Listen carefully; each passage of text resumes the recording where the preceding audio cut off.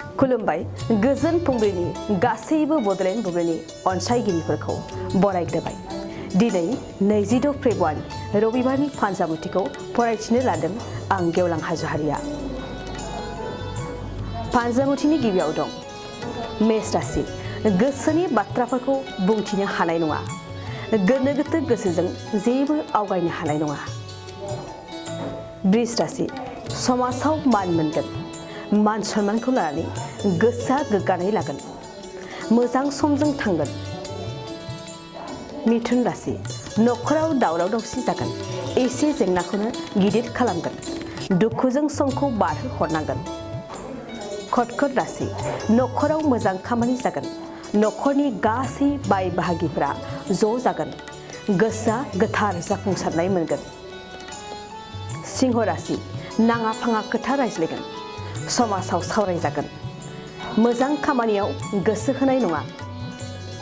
कन्या राशि। मानिबा दायाव खाजानो गिगोन। गावनि दाय मावफ्लांनायखौ मिथिस्लाबनाय नङा। साननायफ्रा मोजां जानाय नङा।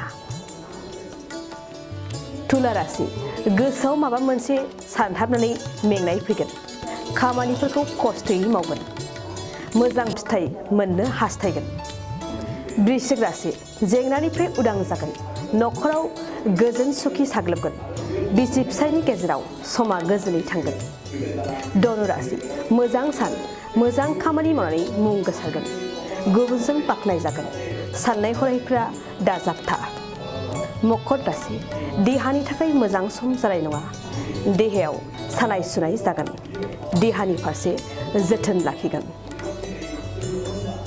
कुम्भ राशि। संसारनि जेंनायाव गोग्लैगोन।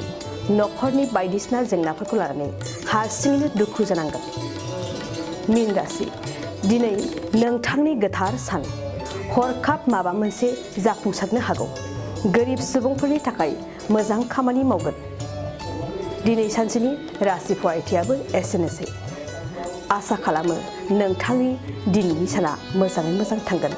बेखौ बडलेण्ड बुब्लि नखरनिफ्राय मिजिंथिबाय। गोजोन्थों।